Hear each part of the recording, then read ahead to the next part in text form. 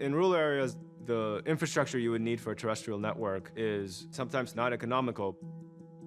You would need to connect cell phone towers hundreds or thousands of kilometers over mountains or potentially crossing rivers and seas. Loon has decided to take a terrestrial infrastructure and sort of lift it up to the stratosphere, taking the most essential components, that is the antennas, and putting them on a balloon. In 2013, we did our first proof of concept test in New Zealand. A lot of the equipment was early prototype. It certainly was not a solution that you could scale up to millions of people. After the New Zealand experiment, we focused now on a scalable, deployable, worldwide solution. First, we needed a very reliable and robust high-throughput link to the existing internet. We beamed that signal up to the balloon through ground stations where the terrestrial internet network sort of ends and Loon starts, connecting the telcos up to the balloon. The balloon is not stationary, it's actually moving across the sky, so you need your antennas to be tracking that balloon continually and to be a high-throughput, reliable link.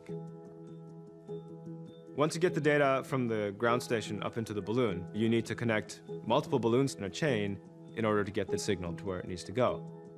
Sometimes hundreds or thousands of kilometers away from the ground station. So the balloon-to-balloon links are a really critical element of the Loon network. You can't string fiber between balloons, so the next best thing is to just beam the signal using lasers.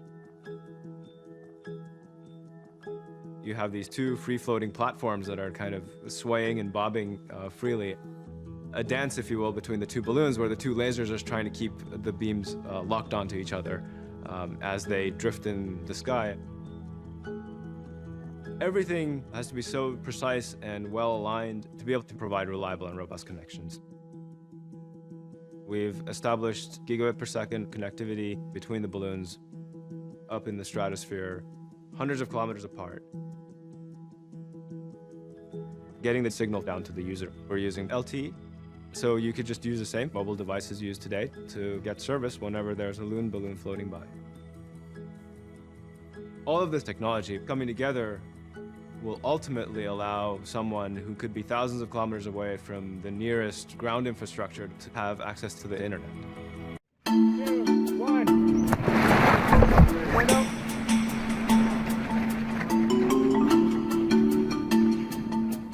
For Loon to provide real continuous coverage, we're just transferring the signal from one balloon to the next as they pass over a stationary recipient. And so by having this continuous flow, we're always filling in the area that we need to provide the service to. The biggest hurdle for a balloon is the wind. Once you've inflated the balloon, it gets quite large on the ground and acts as a large sail. It would catch the wind, and it was really hard to control it. So then you try to find locations around the world that had zero wind. But then you're limited in scope because you can't find these perfectly wind-free zones that provide access to the location where you want to provide internet coverage. And then for a given launch site, the ideal wind conditions would only exist for a very short period of the day, thus limiting the number of balloons we could get up in that period of time. We wanted to do something where we could launch one every 20 minutes. And so we needed to rethink how you would launch a balloon. We wanted to develop a launch system that would allow us to block the wind as much as possible, and it could launch balloons from a number of different remote locations and be nimble enough to deploy into a new area as we expanded the program. We went into a very controlled environment and launched many balloons and measured all of the aspects of that launch. And then from there we developed our tooling in order to guide that motion. The auto launcher is 45 feet wide and 55 feet tall. The system is a 4-tired steerable gantry crane, and we outfitted it with hangar doors that allows it to become a wind block.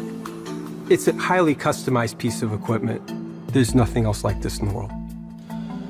We lift the balloon right out of the box, so we don't ever have to do any extra handling to the balloon. We have jib cranes to lift up the balloon at the top of the balloon to secure it while we're filling it. The wind does not bother the team because we have the ability to steer the crane, so we're always downwind. And when we're in the right wind pattern, we lift the entire perch up, and then we angle the perch, and then we launch the balloon. So where we had 16 people launching a balloon, we now can do it with 4 people, and we can do it in a very short period of time. We can now launch at will instead of at will of the weather, and we can launch in a consistent manner. So we can keep a continuous ring of balloons that circumnavigate the globe. The altitude that we fly at is actually above 99% of the atmosphere, which means that we have a lot of the same physical challenges as flying in outer space, and yet we still have to deal with the chaotic nature of the wind patterns. We need to know what the winds are in the stratosphere so we can surf those winds in order to go different places. We've been using some wonderful data we have from the National Oceanic and Atmospheric Administration, which gives us their best predictions of which directions the winds are blowing up in the stratosphere. They get their data from things like weather balloons, but as a weather balloon goes up, it gets larger and larger until eventually it pops. So the amount of time it spends in the stratosphere is pretty limited. In comparison, we all have a fleet of balloons that are in the air all the time. And of course we have GPS so we can see which ways the wind is blowing us. And so we all have a very rich stream of data coming into our system. You can kind of imagine putting a whole bunch of rubber ducks on a lake or an ocean and watch where they float to. You'd get a very good idea of what the water currents are doing, whereas our balloons would show you what the air currents are doing. So this simulation shows how we use the wind data to predict a balloon's trajectory.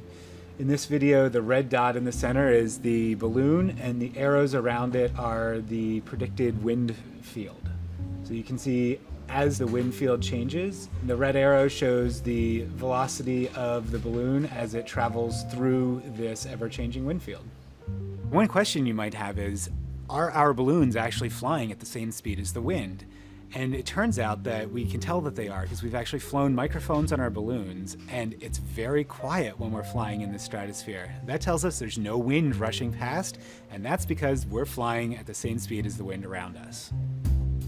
Right now we're only flying a few balloons, but we're already gathering a lot of really exciting data that's helping us understand the stratospheric winds better. And as we have better understanding, that's enabling us to fly more balloons with greater confidence and provide ourselves with even more data. And so we have this ever-improving understanding of the stratosphere. We've actually been talking to NOAA and working with them to feed some of the data from our balloons back into their models. And as our fleet comes fully online, we'll be able to significantly improve the quality of the wind predictions that NOAA is able to provide to others as well. The goal of Project Loon is to bring internet to the almost 2 out of 3 people in the world who don't have internet access today. And we're doing that using high-altitude balloons. 3, 2, 1. The very first tests we did showed that it could work.